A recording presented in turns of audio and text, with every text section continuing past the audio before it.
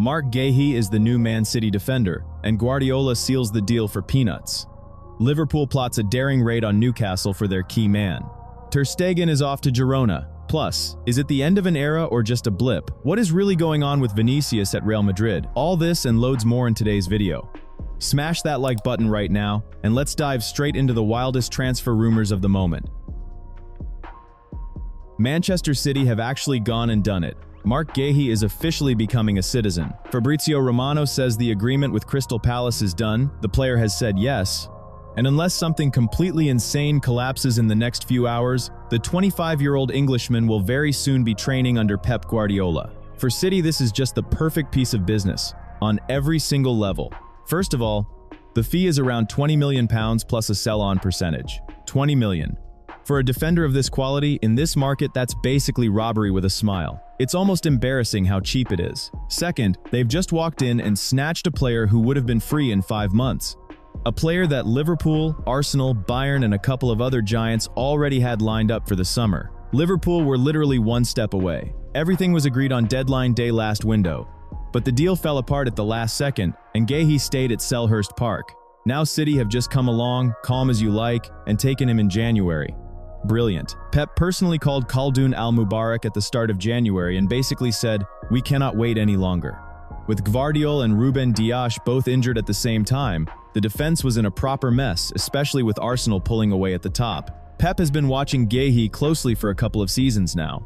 He loves how calm the guy is on the ball, how confidently he steps out and starts attacks from deep, and especially how obsessed he is with getting better every single day. Kind of like a lot of you who watch every single video on this channel, know exactly how I'm going to say things, but still haven't hit subscribe. I see the numbers, you know. You're here every time. You recognize the little pauses, the tone, everything, yet that button stays gray. Pep didn't hesitate. He got his man. Maybe follow the example of the greatest manager alive and just click it. Costs nothing, and it strengthens the squad here exactly the way Guéhi strengthens City's back line. Pep sees him as the long-term successor to John Stones, someone who is already ready to play at the absolute highest level right now.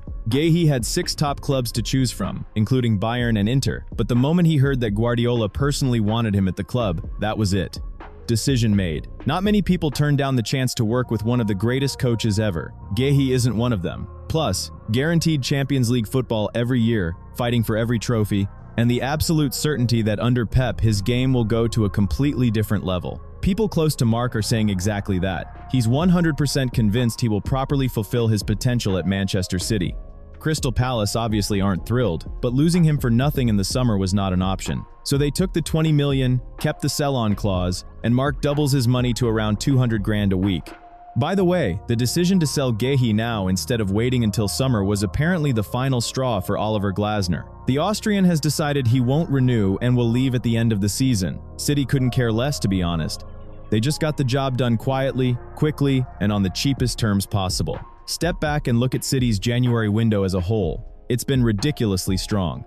First, they win the race for Antoine Semenyo. Now they fix the problem position with a top-class center-back for pocket change by today's standards. When you factor in his age, the progress he's made over the last couple of years, and how perfectly he fits Pep's system, people inside the club are absolutely delighted with this deal. This isn't just patching up injuries. This is proper long-term strengthening that also hurts their direct rivals at the same time. Liverpool left empty-handed, Arsenal too. The rest of Europe's big boys can only watch and regret. City have once again shown exactly how the transfer market should be worked when you know precisely who you want and you're prepared to move fast and decisively. Guéhi to Manchester isn't just a transfer, it's a statement. Even mid-season, even with injuries, even when everyone thought they'd be quiet in January, City can still pull off a move that belongs in the top tier of summer windows. And they've done it better than anyone else.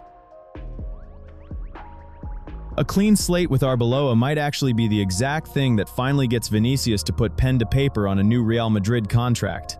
Because let's be honest, everything that's happened over the past year has revolved around one man, Xabi Alonso. Vinicius's current deal runs out in the summer of 2027. As far back as spring last year, Real had already put a renewal offer on the table, but Vini's camp immediately pushed for Mbappé-level money. The club basically said, "We'll wait and see." Then summer came, the demands went even higher, talks froze completely, and since then the two sides haven't even sat down together. Cadena SCR are reporting that Alonso leaving could genuinely flip the whole situation. Inside the club, they're seriously hoping to reopen proper talks before January is out.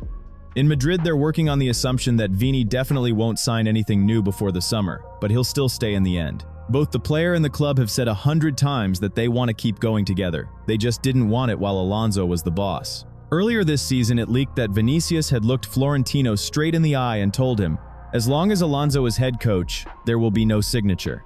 The Brazilian felt the Spaniard had treated him unfairly from day one. The breaking point came in the derby against Barcelona. Vini gets subbed off, screams, "Me voy mejor," across the entire Bernabeu. Basically, I'm better off leaving.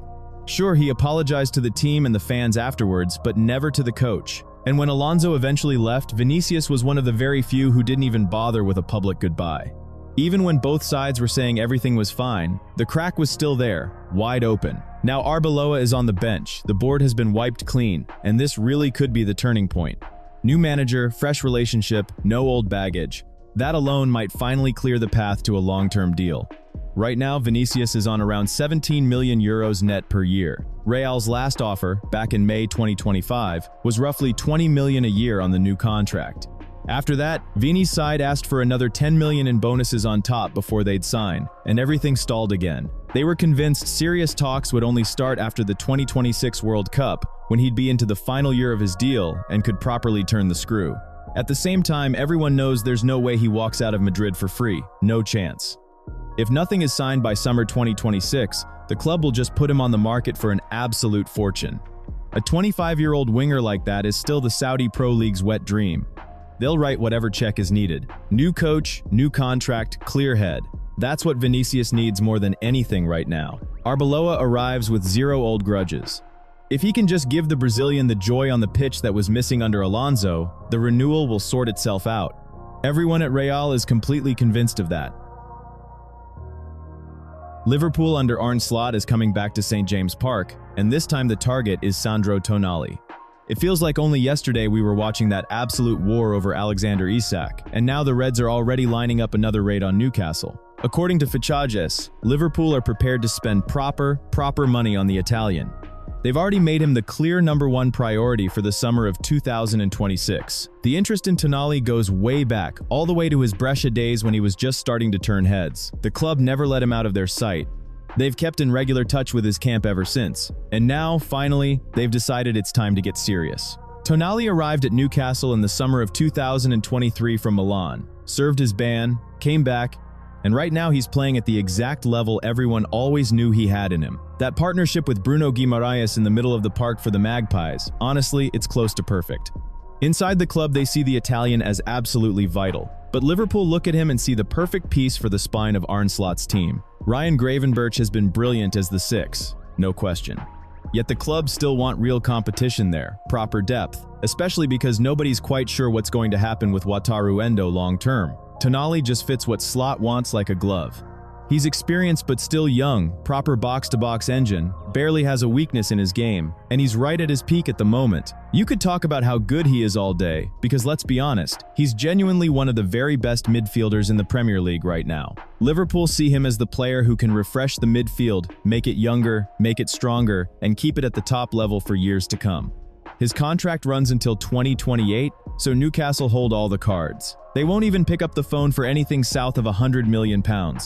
But if someone comes in with a truly crazy bid, well, even if they don't want to sell, they might have to listen. Other big clubs across Europe are still watching him closely too, so the competition hasn't gone anywhere. Liverpool have simply decided that the time to move is now. They've stepped up, they're in the final stages of preparing the move, and they want to be first in line. Everything points to one thing. Summer 2026 is going to be an all-out battle for Sandro Tonali, and Liverpool fully intend to win it. So, Marc-Andre ter Stegen is finally leaving Barcelona, and he's going on loan to Girona, of all places, until June 2026. Fabrizio Romano has already dropped his classic, "Here we go," so yeah, it's basically done. The German has completely lost his spot in the starting 11. In fact, on Thursday in the Copa del Rey, he wasn't even in the matchday squad. The message couldn't be clearer. Under this manager, the 33-year-old captain is no longer seen as the #1 goalkeeper. Look, let's take a quick second here. If you're enjoying this video, or even if you hate it, just hit like or dislike. Any reaction honestly helps the channel a ton. Thank you. Seriously, your activity means everything. Back to it.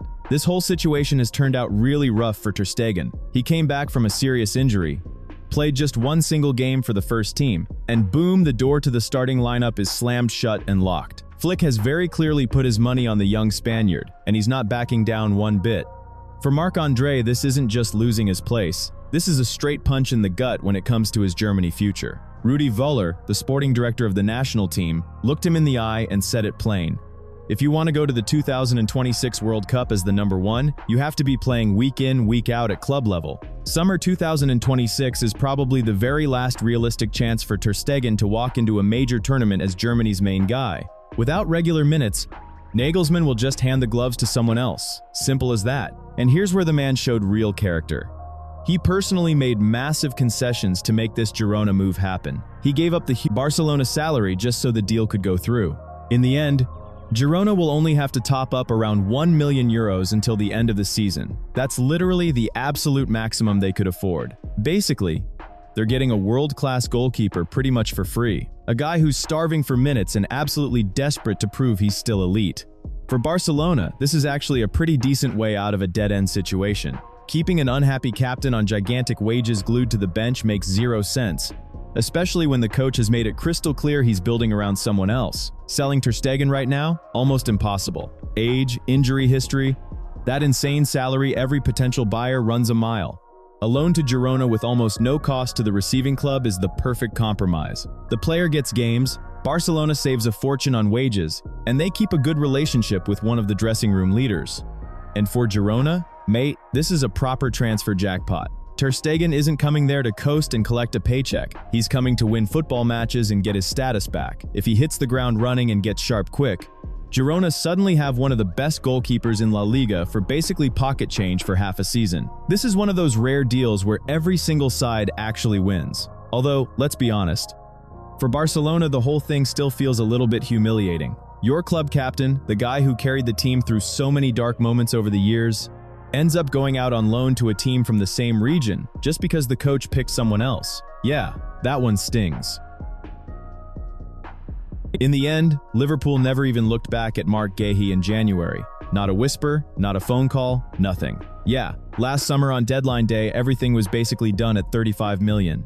But Crystal Palace got cold feet at the last second because they couldn't find a replacement and just killed the deal themselves. And that was it.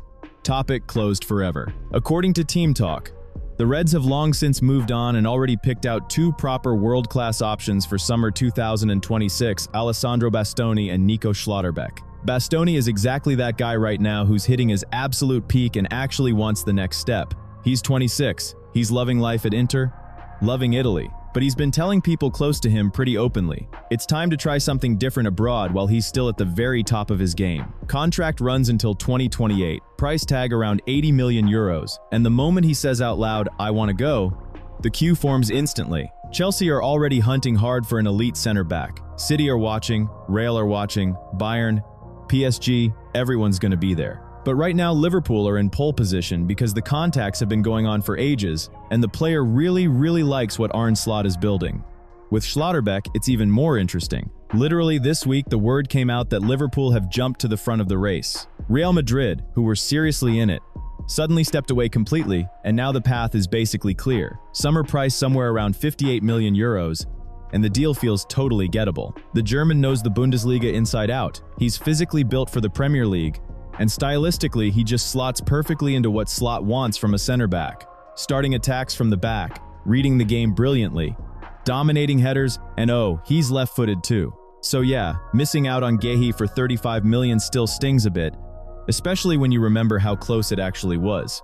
But let's be honest here, if even one of Bastoni or Schlotterbeck walks into Anfield next summer, that's a defender on a completely different level. Not some short-term fix, not a patch-up job, but a genuine 8-10 year solution at the very least. Because when you look at it, Van Dijk turns 35 soon. Konate still hasn't signed a new deal and wants 200k a week. The injuries keep coming. Liverpool need exactly this kind of world-class center half right now. Someone who locks down that position for the long haul, no questions asked. In the end, things have actually worked out better than they would have with Guéhi. The Reds have simply raised their ambitions one step higher.